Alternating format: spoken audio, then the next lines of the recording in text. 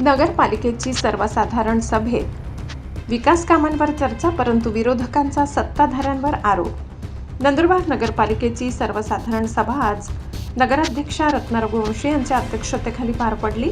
या सभेला उपनगराध्यक्ष प्रथमेश चौधरी, मुख्याधिकारी राहुल वाघ यांच्यासह सर्व नगरसेवक व संबंधित अधिकारी मोठ्या संख्येने उपस्थित होते। सभेदरम्यान शहराच्या विकास कामांसंदर्भात विविध मुद्द्यांवर सविस्तर चर्चा करण्यात आली। नागरिकांनी थेट लाभ होईल अशा समाजोपयोगी विषयांवर विचार मंथन करून काही महत्त्वाचे प्रस्ताव मंजूर करण्यात आले। शहरातील मूलभूत सुविधा, पाणीपुरवठा, रस्ते दुरुस्ती, इतर विकास कामांवर भर देण्यात आल्याची माहिती यावेळी देण्यात आली। दरम्यान सभेत विरोधी पक्षाने सत्ताधाऱ्यांवर गंभीर आरोप केले। विरोधी पक्षनेते हिरालाल चौधरी यांनी सांगितले की सत्ताधारी गट कोणत्याही मुद्द्यावर विरोधी नगरसेवकांना बोलण्याची संधी देत नाही। अनेक वेळा बहुमताच्या जोरावर विषय मंजूर करून सभा आटोपण्याचा प्रयत्न केला जातो, असा आरोप त्यांनी केला। तसेच महिला नगरसेवकांना देखील आपले मत मांडण्यासाठी पुरेसा वेळ दिला जात नसल्याचे त्यांनी नमूद केले।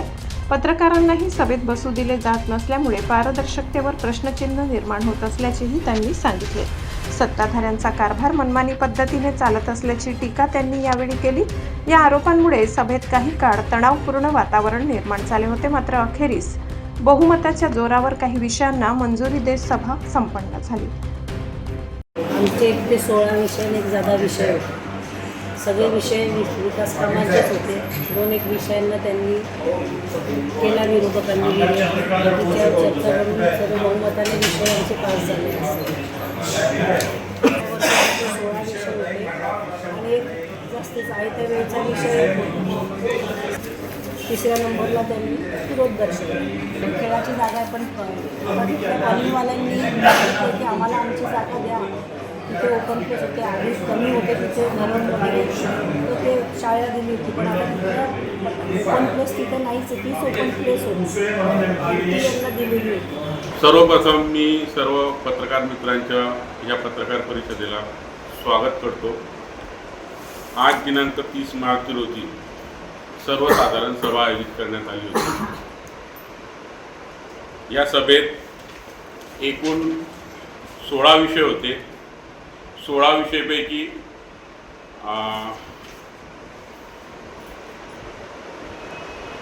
2 विषयांना हरकत घेण्यात आली। सभा कशी बेकायदेशीर चालतात याचे उत्तम उदाहरण मी आज आपल्या पत्रकार मित्रांसमोर मांडणार आहे। मागच्या स्थायी समितीत 4 नंबरचा विषय होता चिंतामणी महिला एज्युकेशन सोसायटीची जी खुली जागा आहे ती परत घेण्यासंदर्भात। या स्थायी समितीत मी हरकत घेतली होती कारण की मुलांच्या खेळाचा प्रश्न होता, परंतु सत्ताधाऱ्यांनी ठरवूनच घेतलंय की हे ग्राउंड कसं परत घेता येईल आणि मुलांना खेळापासून कशी वंचित ठेवण्यात येईल।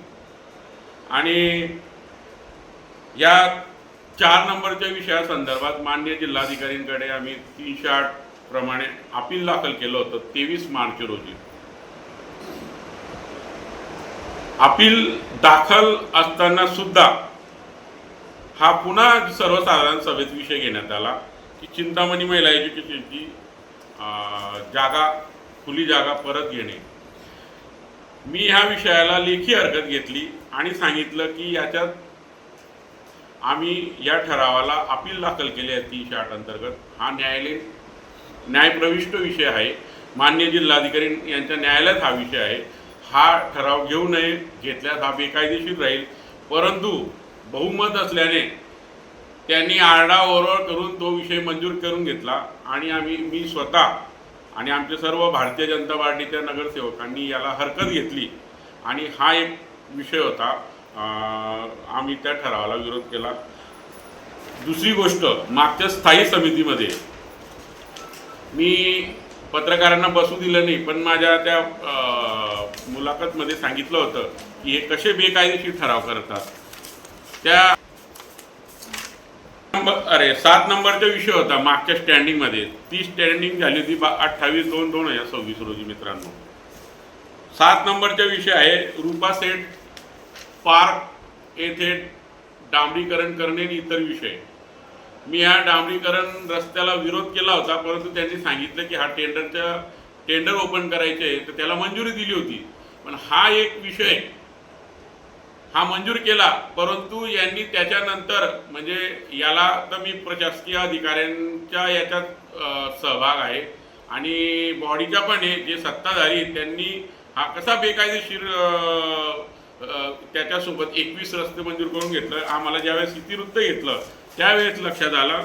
आणि मित्रांनो, हे बा, एक रस्त्याला मंजुरी घ्यायची, त्याच्यासोबत 21 रस्ते मंजूर करून घ्यायचे. तर ह्या विषयाला मी विरोध केला होता. पत्रकारांना याच्यासाठी बसू देत नाही, कारण की असे बेकायदेशीर कृत्य जे सत्ताधारी करत आहे आणि त्या मीटिंगमध्ये मी सुद्धा मला बोलू देत नव्हते.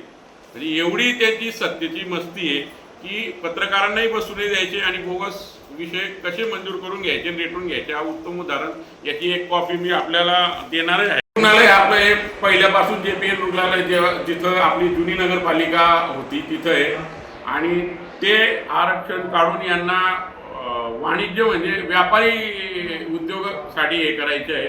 मग हे काढलं तर मग हॉस्पिटलचे आरक्षण काढलं तर असं काही नवीन काही हॉस्पिटल तुम्ही नवीन बनवणार आहेत का, अशी बी काही माहिती सभागृहाला दिली नाही. याचा अर्थ असं की ते एकमेव शहरातलं शासकीय जागा आहे आणि रुग्णालय गावात आहे.